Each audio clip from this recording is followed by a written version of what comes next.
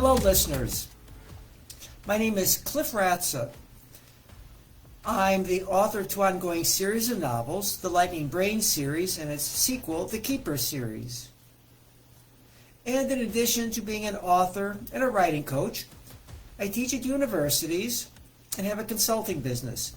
If you would like to learn more about me, my books, or my writing coach activities, please contact Prime Solutions via lightningbrainseries.com website.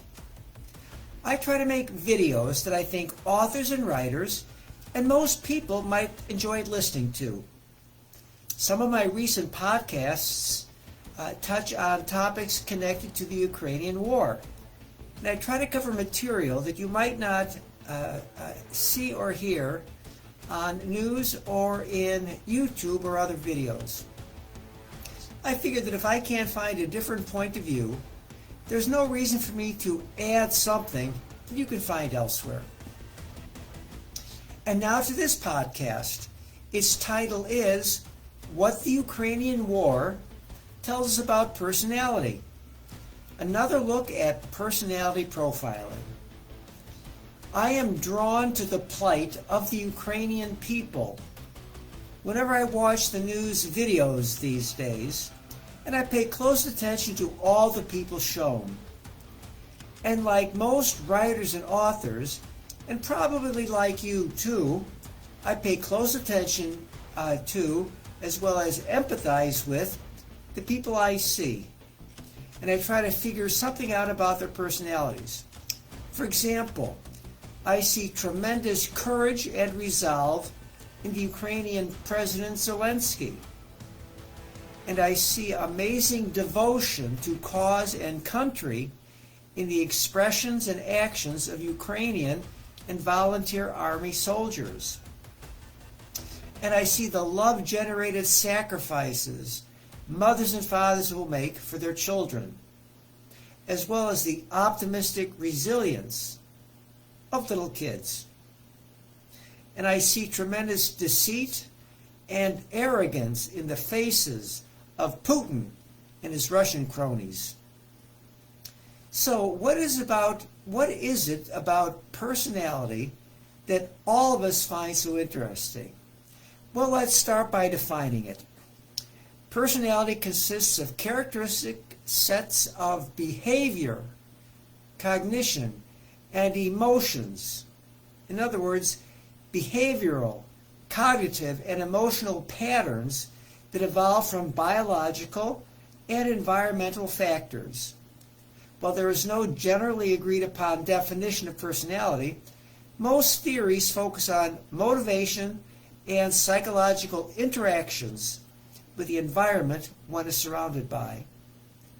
So I consider personality to be the combination of our attitudes, beliefs, and behaviors that the world sees in us. And notice how each person's personality is unique. Where does it come from? Modern psychology says it comes from the combination and synthesis of nature and nurture. Nature is our genetic predisposition, and nurture is the impact of home and outside environments. Now here's more information I found when searching for articles. This is some information extracted from an article written by psychologists. Personality development comes from the organized pattern of behaviors and attitudes that makes a person distinctive. Personality development occurs by the ongoing interaction of temperament, character, and environment. Personality is what makes a person unique, and it is recognizable soon after birth. A child's personality has several components: temperament, environment, and character. Temperament is the set of genetically determined traits that determine the child's approach to the world and how the child learns about the world. There are no specific genes that specify personality traits, but some genes do control the development of the nervous system, which in turn controls behavior.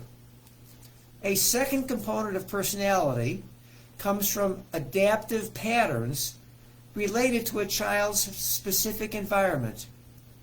Most psychologists agree that these two factors, temperament and environment, influence the development of a person's personality the most.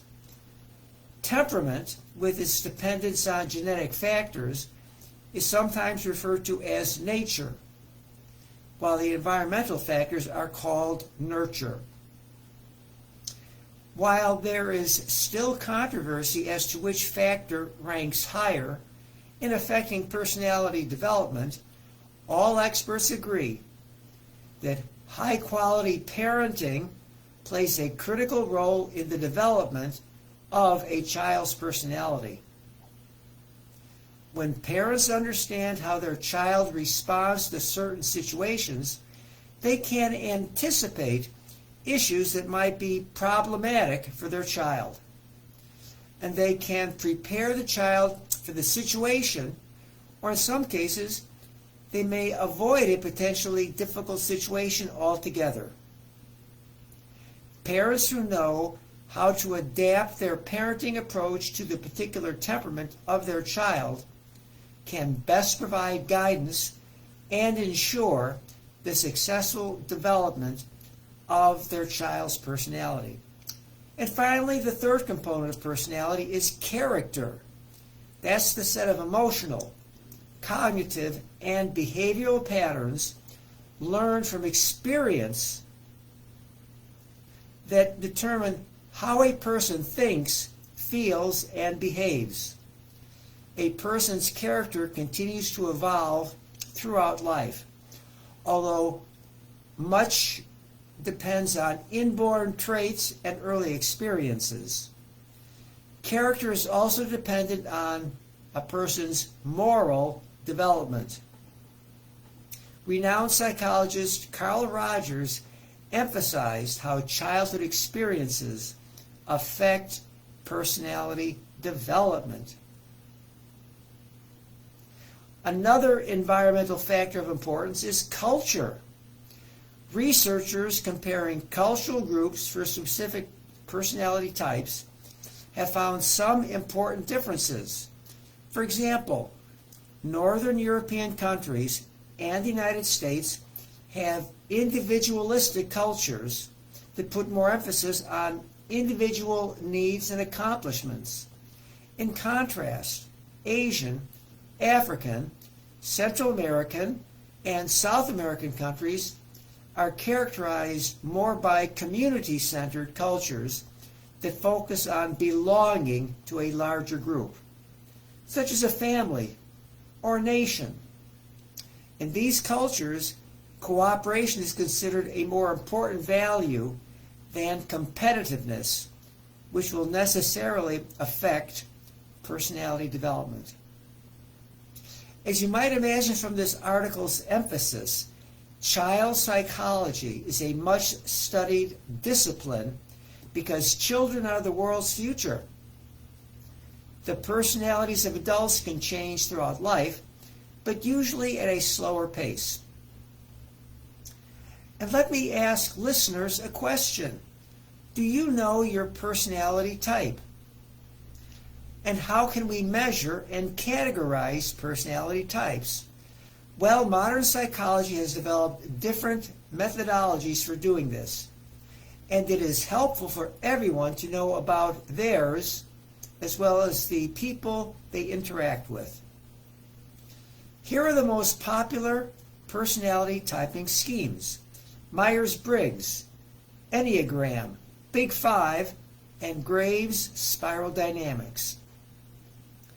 Personality typing is a topic I cover in some of the courses I teach, and many of my students have taken the Myers-Briggs personality profiling evaluation, either as part of a college course or as an on-the-job team building project. I imagine many of you have too. So let me begin by giving a summary of Myers-Briggs. The Myers-Briggs Personality Type Indicator is a self-report inventory designed to identify along 4 axes a person's personality type, strengths, and preferences. The questionnaire was developed by Isabel Myers and her mother, Catherine Briggs, based on their work with Carl Jung's theory of personality types. Here are the axes. Extroversion E marked on one end and introversion I on the other. Extroverts are outward turning and tend to enjoy socializing with others and are wired for taking action. By comparison, introverts are inward turning and tend to prefer spending time alone. They use that time for thinking and enjoy more profound relationships, but with fewer people. The next axis is sensing S on one end and intuition N on the other. This category looks at how people gather information and make judgments about the world around them. Individuals who prefer sensing tend to focus on tangible information. They enjoy hands-on experience and focus more on the facts of the situation. By comparison, individuals who are labeled N for intuition like to look at the big picture. They look for patterns between the facts and enjoy thinking more about what's possible. Then comes the TF axis. T is thinking and F is feeling. Thinkers tend to make decisions based on objective data and logical analysis. They tend to be more practical when making a decision and rarely make decisions based on their emotions. In contrast, feelers will think about what's important to them and how a decision could impact those around them.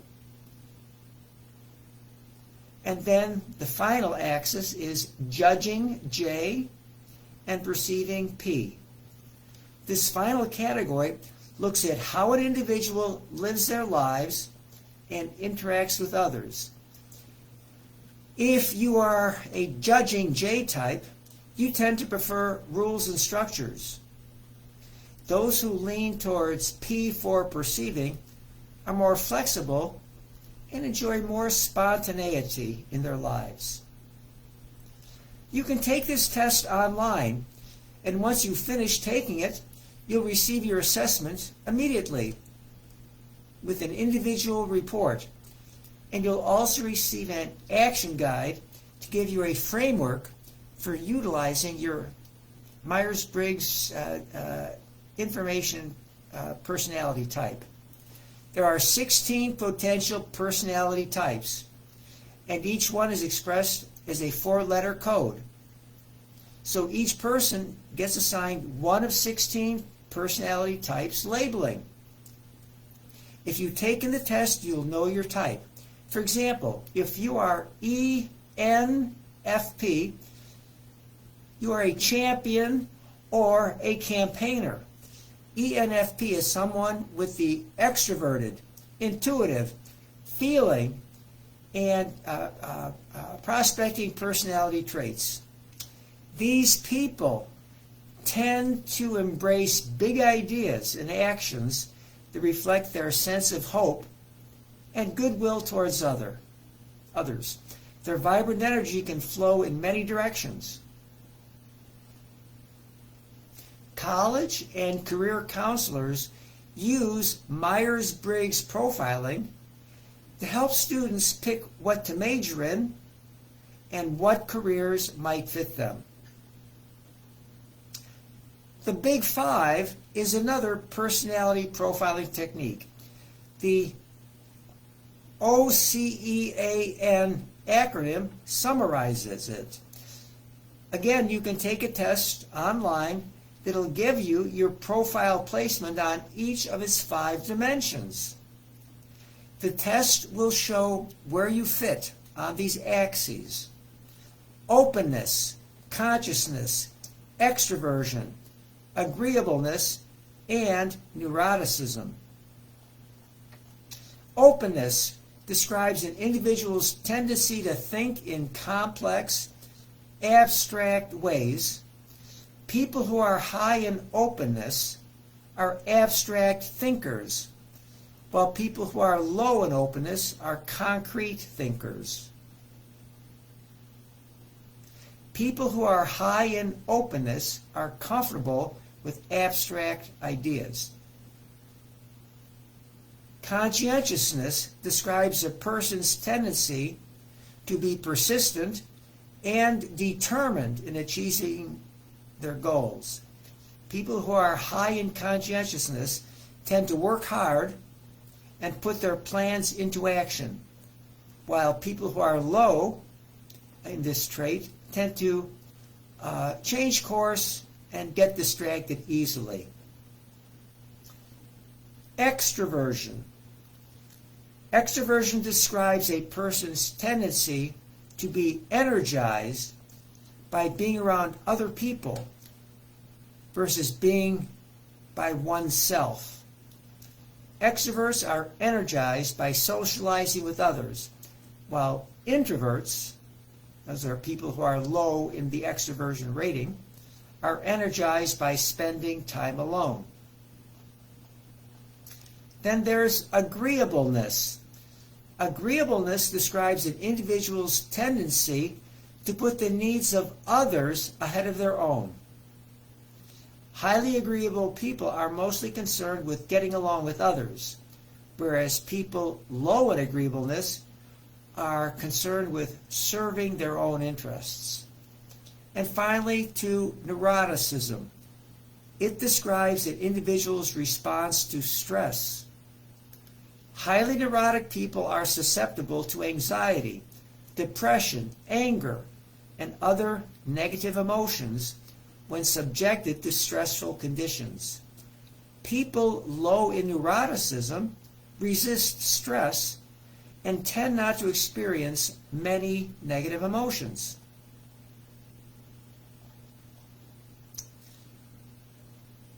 Let's turn to another profiling technique. It's called Enneagram profiling. And once again, you can take the test online and get your results immediately. Here's more about it. The Enneagram system of personality typing describes patterns in how people interpret the world and manage their emotions. The Enneagram describes 9 personality types and maps each of these types on a 9-pointed diagram, which helps to illustrate how the types relate to one another. Here are the types. Type 2, the giver. 2s want to be liked and find ways that they can be helpful to others so that they belong. This type 2 fears being unlovable.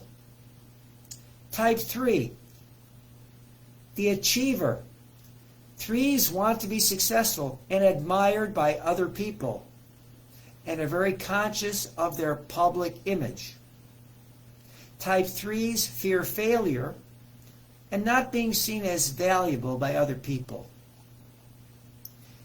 Type 4, the individualist. 4s want to be unique and to experience deep, authentic emotions. Type 4s fear that they are flawed and are overly focused on how they are different from other people. Type 5, the investigator. 5s seek understanding and knowledge and are more comfortable with data than most other people. The biggest fear of type 5 is being overwhelmed by their own needs or the needs of other people. Type 6, the skeptic.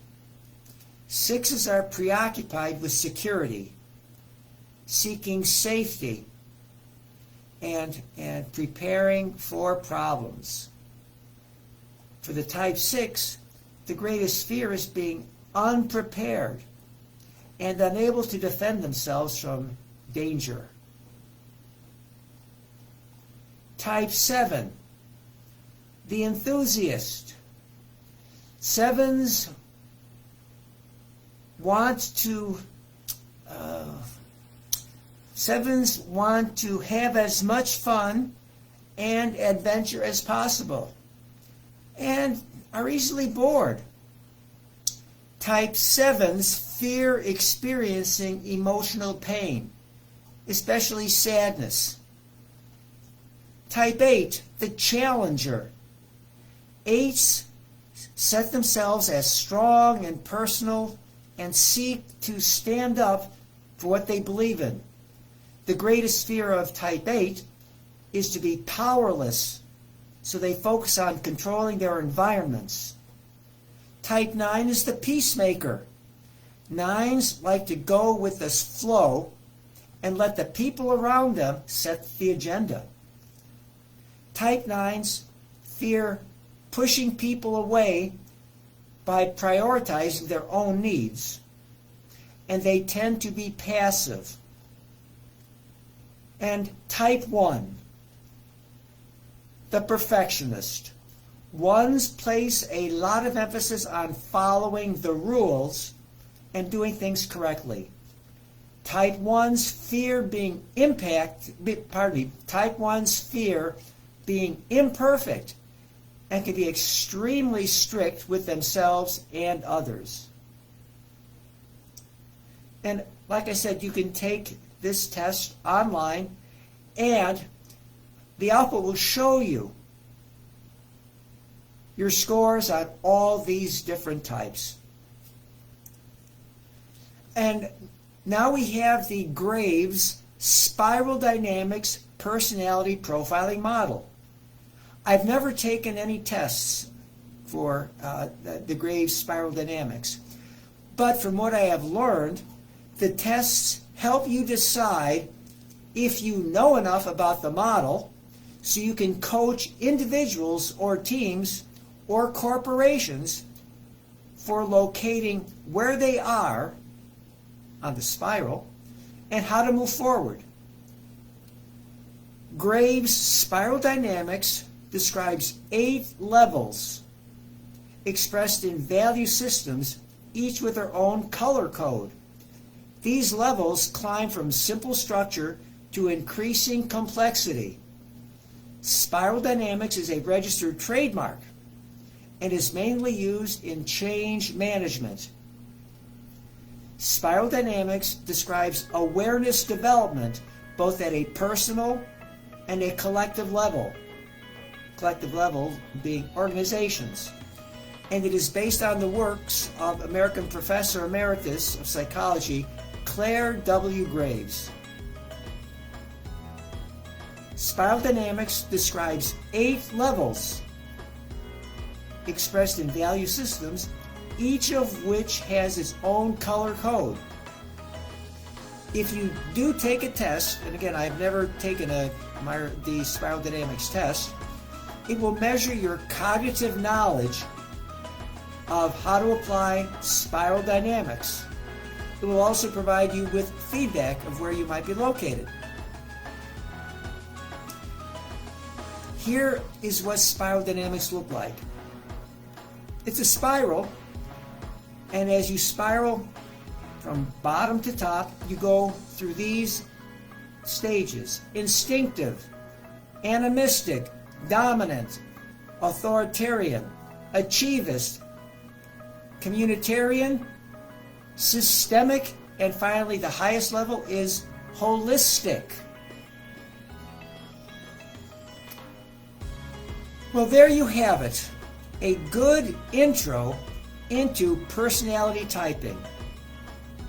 And I hope you found this podcast interesting. After all, the subject of personality is something each of us deals with every day. and I thank you for listening. So I shall say bye-bye until next time.